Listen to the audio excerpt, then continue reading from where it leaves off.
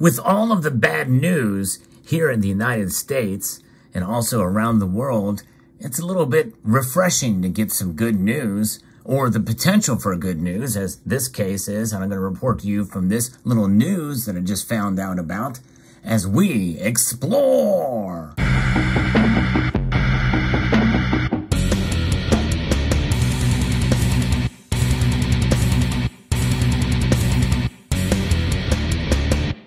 That's right. The battle for gold and silver, for sound money, presses on with a front, in the legislative front, in Mississippi now. Reporting to you from an article from the Sound Money Defense League. And this is quite exciting. I've been keeping up with a lot of this as things have been introduced in many states. And I'm going to be referencing a couple of other states here as we talk about Mississippi as well. But this is really important because it's not just about taxes on precious metals, but it's about actually saving in precious metals that some of these state legislatures are promoting and proposing to be codified into law. From Jackson, Mississippi, a lawmaker in Mississippi introduced legislation on Valentine's Day. Hey, we are in love with the idea of sound money, are we not? That would prompt the state to invest a small portion of state funds in gold and silver, as well as eliminate sales and income tax liabilities on the monetary metals. Mississippi is one of only 8 states that still participates in the increasingly controversial and outmoded practice of charging sales tax on precious metals. In other words, constitutional or sound money. A separate bill pending in the Mississippi legislature right now would end the sales tax specifically. Of the 8 states that still charge sales tax on gold and silver, 5, which include Mississippi, Maine, Kentucky, Wisconsin, and New Jersey, are considering bills to end this tax this year in 2023. And this has just been proposed by Senator Melanie Sojourner with Senate Bill 2966. And it goes further by exempting purchases of gold and silver from sales taxes, and then also removing any gain or loss on the sale or exchange of gold and silver bullion that is otherwise included in a taxpayer's federally adjusted gross income. And that is really important because I can't tell you how many times, I've thought to myself, well, if I needed to sell a bunch of gold and silver at once that are not United States bullion coins, then I got to worry about taxes. And then the third thing is to prompt the state legislature, or the state treasurer, rather, to invest no less than 1% of the excess general and special funds of the state in gold and silver. And then, finally, to establish an in-state bullion depository to store any gold or silver that may be transferred to or otherwise acquired by the state. Does that sound familiar? You may remember that I mentioned that in a previous video where it was talked about proposed in Missouri, which, by the way, there's movements happening on the legislative front there as well. Likely I won't cover that completely until it actually gets signed into law. Mississippi is among more than a dozen states to overall that are considering sound money legislation this session, underscoring the growing national backlash to today's runaway inflation problem caused by excessive federal debt and central bank money printing. Now, before we go on, you're probably thinking to yourself, Sal, what about California? What about New York? What about Washington State? What about Oregon? Believe it or not, those states are measured on the Sound Money Index, rank much higher than Mississippi, Maine, Kentucky, and the others. And there's 8 states left because at least they have some exemptions. Now, in California, I believe you've got to spend more than $1,500 to get exemption from sales tax. And there's other states that have made movements to totally eliminate, but they're already on the Sound Money Index and with marks to the positive direction because there was some exemptions when you spend a certain amount of money. It's foolish and ridiculous to think about, especially if you don't have a lot of money, that you have to spend $1,000 or $1,500 just to get an exemption of the tax. Because you think about it, if you spend $999, you got to pay a lot of tax, which is going to pull you above that $1,000 threshold anyway. And it's about helping everybody, rich and not so rich, the middle class, upper class, and even the poor. Because yes, you can accumulate precious metals. And by the way, you should, even if you're poor. Of course, defining poor is another aspect that maybe I'll talk about in another video. But nonetheless, here we are. And this bill has been introduced. Now, obviously, it's got to go through all of the legislative process to get signed by the governor. But nonetheless, this is fascinating, and this is encouraging to see for sure. Utah, Arizona, and Wyoming have already enacted similar income tax exemptions into law. Meanwhile, the Wyoming Senate and Missouri Senate both passed measures this month that would similarly prompt their own state treasurers to hold gold and silver in order to protect the state's assets. And that is amazing and awesome news. Just got to be signed by the governor. Likely I'll do videos when those get passed as well. But removing both sales and income taxation from gold and silver is good policy for several reasons.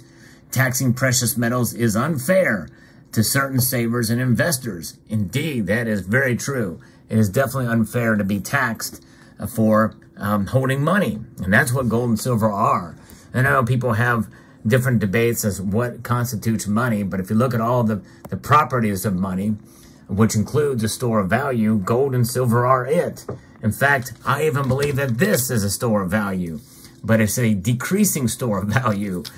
Everybody can certainly agree on that. This is unsound money, but we're not taxed on it, except for the earnings we make from putting it into vehicles like CDs and what have you. But of course, nowadays, you're not earning enough in there to earn enough to be taxed on these days. And by the way, you're taking a loss when you put your money in a CD most of the time now because of inflation.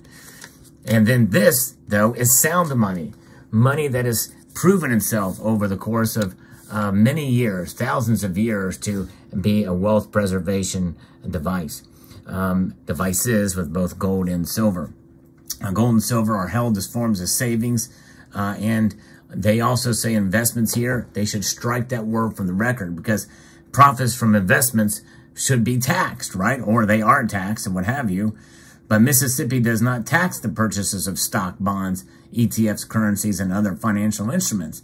So maybe in that way you can look at it as investment in the general sense of the word, but not financial sense of the word. It's a savings vehicle. It's an insurance policy. Levying sales tax on precious metals is inappropriate. Sales taxes are typically levied on final consumer goods. Computers, shirts, and shoes carry sales taxes because the consumer is consuming the goods. Precious metals are inherently held for resale, not consumption, making the application of sales taxes on precious metals inappropriate. That's a very good point. And these are the arguments that the Sound Money Defense League are making, and I agree with them. Now, current Mississippi law assesses taxes on imaginary gains. Under current law, a taxpayer who sells precious metals may end up with a capital gain in terms of the Federal Reserve notes. The capital gain, in quotes, is not necessarily a real gain.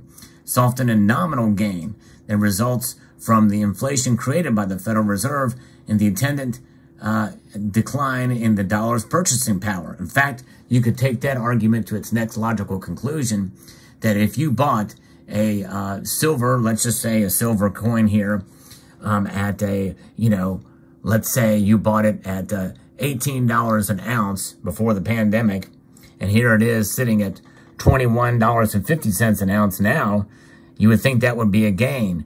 But when you do the math on that, you've taken a loss with regards to inflation, to how much it's increased between then and now. Or you may have broken even at depending. I'm not going to do the ratio of math on that. You can do it and post it in the comment section below.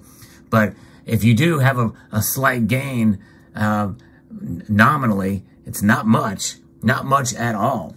So how do you equate that? How do you even calculate that? I can't, you can do it in your head, you can do it and what have you, but you have to think about that. Plus, notwithstanding the premiums you paid for it. It's just, anyways.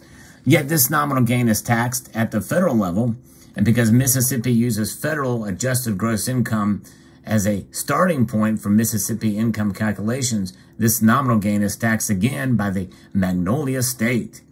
And then inflation harms the poorest among us.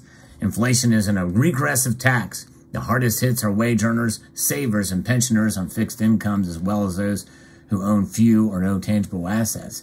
And that is very true. The inflation does hurt the lowest income earners the most, for sure.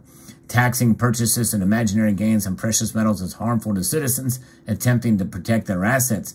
Neutralizing Mississippi's sales and income tax treatment of the monetary metals would remove two major disincentives from Mississippi that stand against the ownership and use of monetary metals. Ohio is the only state currently known to hold physical gold as part of its state funds at the moment, even though the inclusion of the precious metals in the financial portfolio has been shown to increase real returns while also reducing volatility. Most states have substantial exposure to debt paper, such as bonds, most of which have a substantially negative real rate of return as a result of inflation rates that are substantially higher than the nominal yield on the bonds. You know, think about that. That is something else.